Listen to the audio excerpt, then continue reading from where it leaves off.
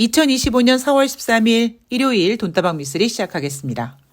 제가 4월 11일 금요일 방송에서 일주일 전에는 엄청 행복했는데 일주일 만에 너무 스트레스를 받아가지고 얼굴에 막 뭐가 났다 이런 이야기를 해드렸잖아요. 주말 동안 올라온 유튜브 방송들을 보면 저와 마음이 다들 똑같으시더라고요. 네. 그리고 다가오는 한 주도 어쩌면 우리의 마음을 답답하게 하는 뉴스들이 많이 나올 것 같습니다. 저는 개인적으로 윤석열을 꼭 사형 집행해야 된다라고 생각하는 사람이고요. 왜 차트 분석하시는 분들이 이평선들이 수렴한다라는 표현을 쓰거든요. 국민들의 인내심을 지금 참고 폭발 직전 이 모든 인내심을 지금 수렴하고 있는 게 아닌가. 어느 순간 에너지를 뿜게 만드는 그러한 때가 올 거라고 생각을 합니다. 자, 오늘 돈다방 미쓰리 다가오는 한 주 4월 14일 블랙데이부터 4월 18일 금요일까지 성금요일 뉴욕 증시 휴장인 한 주 동안 우리가 또 어떤 그림을 그려야 되는지 한번 고민해보는 시간인데요. 우선 제가 오늘 방송을 준비하면서 머릿속으로 내린 결론 먼저 말씀드리고 하나씩 풀어보도록 하겠습니다. 첫 번째, 지난주보다는 변동성이 확연히 덜할 것이다. 그리고 두 번째, 제가 다가오는 한 주 동안 미국에서 발표되는 경제 지표들을 쭉 봤는데요. 제가 앞에 방송에서도 그랬잖아요. 다가오는 한 주 동안 경제 지표 확인해야 되는데 뭐 소매 판매도 있고 엠파이어 스테이트 제조업 지표도 있고 그런데 뭐 다음 주 증시 전망 해서 내용들을 쭉 보면 3월 달 뭐 수출입, 뭐 소매 판매, 뭐 전미주택 건설업협회 주택시장 지수 이런 거는 발표 예정입니다라고 적혀 있는 반면에 4월 달 엠파이어 스테이트 제조업 지표와 4월 필라델피아 연준 경기 동향이 쏙 빠졌더라고요. 왜 뺐을까? 제가 거기에 대한 생각도 한번 해봤습니다. 거기에 대한 내용은 방송하면서 제 생각을 전해드리면 될 것 같고요.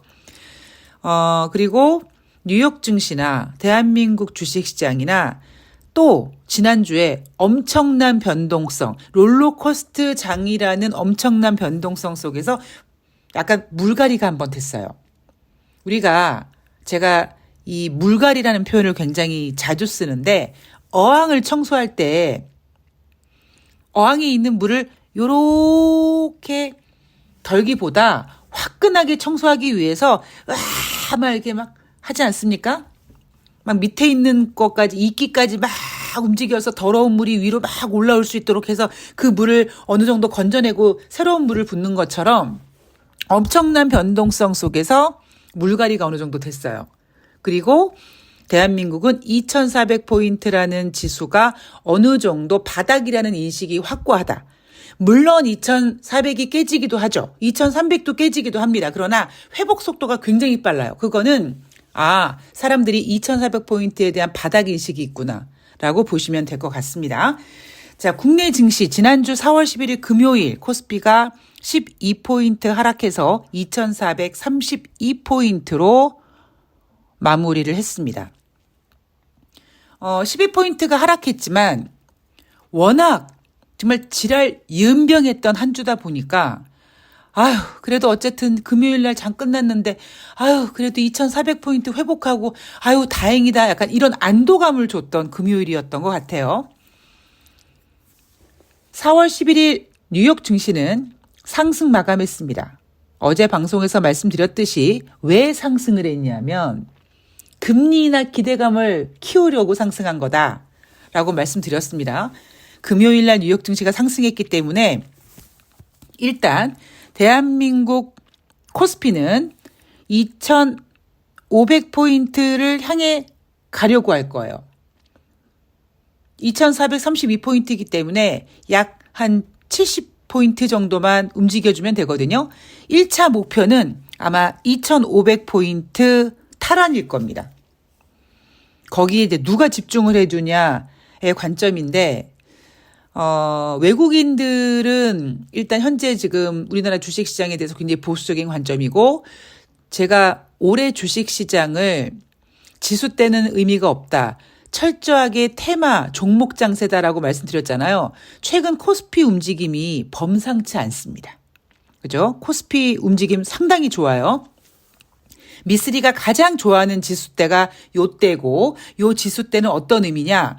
지수는 꽉 잡아두고 종목별로 움직이는, 일명 저 같은 플레이어들이 와 신난다 하고 매매할 수 있는 장이거든요. 지수는 잡아놓고 종목들이 움직이는 장. 자, NH투자증권이 예상하고 있는 코스피 예상밴드 2350포인트에서 2550포인트인데 저는 2550까지는 좀 무리가 있다고 생각을 합니다. 일단 목표는 2500까지 한번 가보자가 다가오는 한 주 동안의 어떤 그림의 방향성인 것 같아요. 자, 증권사들의 의견을 볼 텐데 제가 재미있었던 부분은 제가 약간 뒤끝이 있어요, 여러분. 쟤는 저 얘기를 또 하냐? 라고 하실지 모르겠습니다만 저는 뒤끝이 있다고 스스로 인정한 사람이기 때문에. 자, 어떤 뒤끝이냐? 1월 두 번째 주인가요? 외국인들이 5일 동안 연속 매수를 하니까 대신증권은 외국인들의 수급이 개선된다. 분위기 좋게 그렸습니다. 제가 그때 이 얘기 해드렸어요. 제가 마지막 근무한 증권사가 대신증권이라고요. 자, 대신증권은 그 이후에도 외국인 수급이 들어올 것이다라고 하면서 굉장히 기대감을 걸었었습니다. 그랬던 대신증권이 트럼프 대통령과 시진핑 중국 국가주석 그리고 미국과 각 국가들의 관세 협상에 대한 주요 발언과 결과에 따른 상방의 변동성이 불가피하다. 위로 간다, 좋게 본다라는 이야기보다는 좀 불안불안의 변동성이 쫄았습니다. 대신증권. 그동안에는요. 대신증권이 엄청나게 장밋빛 전망을 많이 했어요. 자, 그리고 신한금융투자증권. 반도체 등에 대한 품목별 관세도 여전한 걸림돌이다. 그래서 섹터별 희비가 나타날 것이다. 이건 당연한 얘기입니다. 이건 제가 작년 연말에 섹터별 희비라는 단어는 그냥 애널리스트들이 쓰는 단어고요. 그냥 저 같은 사람들은 종목 장세, 테마주든 뭐 개별 종목이든 지수 꽉 잡아놓고 종목들이 움직이는 장세고요. 자, BNK 투자증권은요. 5월 초중순 이후까지는 혼란이 불가피하다고 했습니다. IM증권은 강경한 관세 정책은 언젠가 축소되겠으나 4월에서 6월 협상 과정을 지켜볼 것이다. 자, 이게 무슨 의미냐면요. 6월 달까지 얘네들 지금 시황 안 보이는 거예요. 미쓰리가 왜 증권사 애널리스트들을 무능하다고 까겠습니까? 그러잖아요. 조금만 올라가면은 얼마 전만 하더라도 저 기억해요. 하나투자증권. 하나투자증권은 제가 첫 번째 입사한 증권사란 말이에요. 하나투자증권이 3,000포인트 넘어간다고 얘기했잖아요. 얼마 전에. 근데 지금은 지난주 변동성을 한번 겪고는 얘네들 심장이 벌렁벌렁 해서 지금 다 쫄았어요.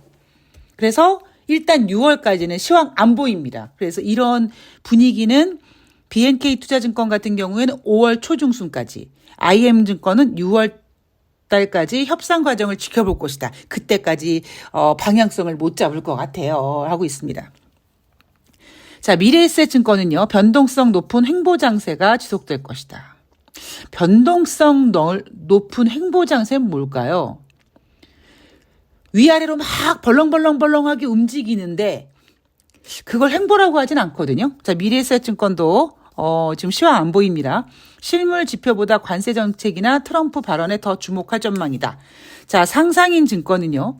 방향성의 추세화를 예상하기보다는 리스크를 대비하고 기대 수익률을 낮춰잡는 짧으면서도 보수적인 전술이 필요할 때다라고 얘기합니다. 제가 이런 얘기 해드렸죠. 지수가 조금 올라가면 증권사들이 올해 코스피 전망치를 상향 조정한다. 그래서 막 당장 3,000 간다, 막 3,040 간다, 막 그러다가 거의 그때가 고점이라고 말씀드렸습니다. 인간지표 첫 번째입니다. 두 번째는 그 고점에서 주가가 빠지면, 지수가 빠지면 애널리스트들이 무엇이라고 얘기하냐. 비중 확대해라. 지금이 매수 기회다. 오히려 매수 시기를 고려할 때다. 매수를 해야 된다. 비중 확대해야 된다. 이런 이야기를 짓거립니다.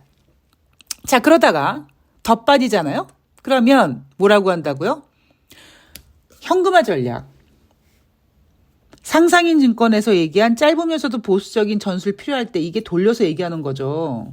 그죠? 짧으면서도 보수적인 전술 필요할 때 말을 돌려서 이렇게 한 거지. 현금화 전략이고요.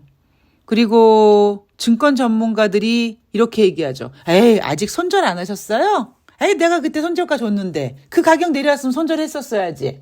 그걸 아직까지 들고 있어요? 이렇게 얘기하죠. 그래서 전문가는 없답니다. 자, 뉴욕 증시로 넘어가 보도록 하겠습니다. 뉴욕 증시 전문가들은 변동성이 여전할 것으로 예상하고 있다고 합니다. 근데 변수가 하나 생겼어요. 주말 동안 미국 관세 국경보호청에서 특정 물품의 상호 관세 제외 안내를 공지했는데 그 제외 대상에는 스마트폰, 노트북, 컴퓨터, 그리고 거기에 관련된 메모리 칩, 반도체 제조 장비가 다 들어갑니다. 자, 얘네들이 어떤 녀석들이냐? 뉴욕 증시 시가총액 상위에 있는 큰 기업들입니다. 자, 그럼 여러분들 느낌 오시죠? 다가오는 한 주는 어떻게 갈 것 같습니까? 지수 회복 가는 거예요. 뉴욕 증시는요, 지수를 회복시킬 겁니다. 제가 그랬죠. 그 어떤 대통령도 임기 1년 안에 경기 침체를 받아들이려고 하는 대통령 없습니다. 트럼프는 2017년 취임 1기 때와 지금 상황이 다르다라는 거를 상상하지 못했어요. 그래서 드라이브를 2기 때 시게 걸었다가 지금 쫄아서 각국 관세 유예 90일 동안 하는 거 가짜 뉴스니 뭐니 질질질질 흘려가면서 지금 경기 침체를 경기 침체라는 거를 없애려고 하는, 그러기 위해서 주가를 다시 안정시키려고 하는 모습이 나타납니다. 제가 아까 초반에 말씀드렸잖아요. 다가오는 한 주 동안은 변동성이 현저하게 줄어들 겁니다. 그리고 대한민국 코스피는 일단 2,500포인트를 탈환하자 하는 분위기로 갈 거예요. 뉴욕 증시도 마찬가지로 엄청난 변동성을 진정시키기 위해서 일단 제외 대상의 시가총액 상위권에 있는 거대 기술들이 올라갈 수 있는 것들을 제외함으로써 지수 안정을 도모할 겁니다. 자, 경제 지표를 볼게요. 4월 14일 월요일 날 지난주 금요일 이어서 금융주들의 실적 발표가 있는데 골드만삭스가 이날 실적 발표를 합니다. 경제 지표는 없고요. 4월 15일 화요일 미국의 3월 수출입 발표되고요. 그리고 여러분들이 증시 전망해서 이렇게 쭉 뉴스 검색해 보면 뉴욕 증시에서 다음 주 일주일 동안 발표되는 경제 지표는 이게 있고 저거 있고 쭉 소개하는 그 내용에 들어가 있지 않는 내용. 바로 4월 15일 화요일 4월달 엠파이어 스테이트 제조업 지수가 발표가 됩니다. 이 녀석 요즘 어떻게 움직입니까? 개판이에요. 3월 달에 마이너스 20이었어요. 엠파이어 스테이트 제조업 지표는 지수 기준이 0입니다. 자, 4월 달 엠파이어 스테이트 제조업 지수. 지금 4월 이제 우리가 세 번째 주를 맞이하게 되는데 4월 달 개판이었잖아요. 분위기 안 좋았잖아요. 엠파이어 스테이트 제조업 지수 마이너스 20보다 더 안 좋게 나오겠습니까? 좋게 나오겠습니까? 안 좋게 나올 가능성이 높죠. 자, 그리고 4월 16일 3월달 미국의 소매 판매가 발표가 되는데, 자, 3월달 소매 판매, 2월달도 그렇고요. 1월달도 그렇고 소매 판매 되게 안 좋아요. 오히려 1월달에 0.9 감소였다고 했던 소매 판매가 2월달에는 1.2로 다시 조금 더 안 좋게 수정이 됐습니다. 그러면 3월달 소매 판매 잘 나오겠습니까? 못 나오겠습니까? 못 나올 가능성이 크죠. 3월달 산업생산 발표되고요. 4월달 전미주택건설업협회 주택시장 지수가 발표됩니다. 4월 17일 목요일이니까 주간 신규 실업수당 청구 건수, 그리고 3월달 주택 착공 및 허가 건수, 그리고 역시 증시 전망을 검색해서 다가오는 한 주 동안 발표되는 경제 지표를 쭉 설명하는 칸에 없는 4월달 필라델피아 연준 경기 동향이 발표가 되는데 이 녀석 최근 잘 나왔습니까? 못 나왔습니까? 못 나왔어요.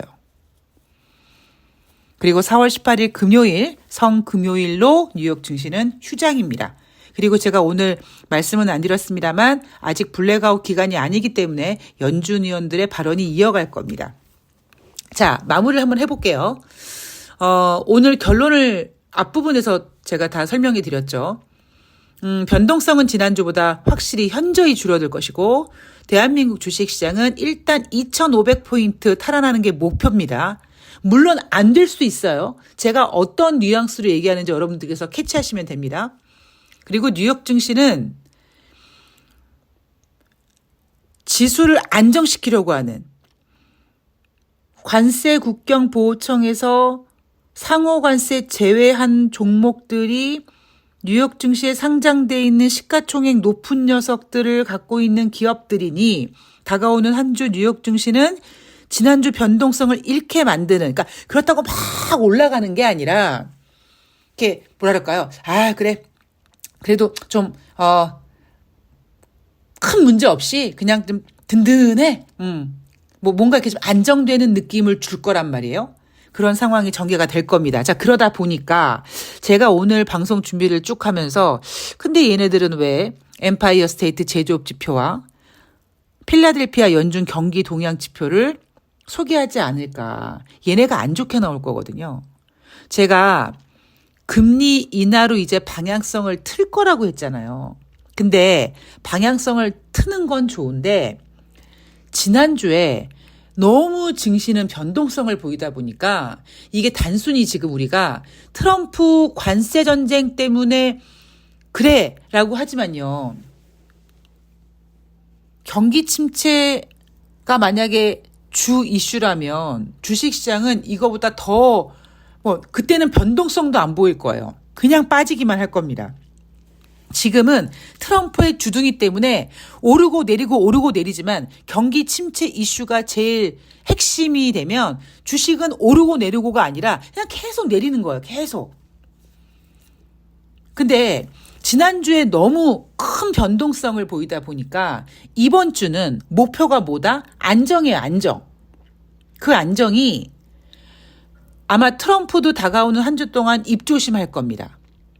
그리고 경기 침체에 대한 이야기, 경기가 너무 안 좋아 이런 이야기도 약간 조용시킬 거예요. 그러기 위해서 엠파이어 스테이트 제조업 지표라든가 필라델피아 연준 경기 동향에 대한 이야기를 꺼내지 않는 게 아닐까. 왜? 어차피 미국의 소매 판매 부실하게 나올 거거든요. 소매 판매 지표는 인플레이션 지표에 포함은 되지 않습니다만 소비 국가인 미국에는 굉장히 중요한 지표거든요. 근데 지금 소매 판매가 안 좋게 나오니까 필라델피아 연준 경기 동향이라든가 엠파이어 스테이트 제조업 지표보다는 지금 소매 판매에 집중하고 있어요. 왜냐하면 소매 판매가 둔화되게 나오면 금리 인하가 더 확실시 되거든요. 근데 엠파이어 스테이트 지수라든가 필라델피아 경기 동향 같은 것들이 안 좋게 나오면 금리 인하에 대한 어떤 즐거움보다는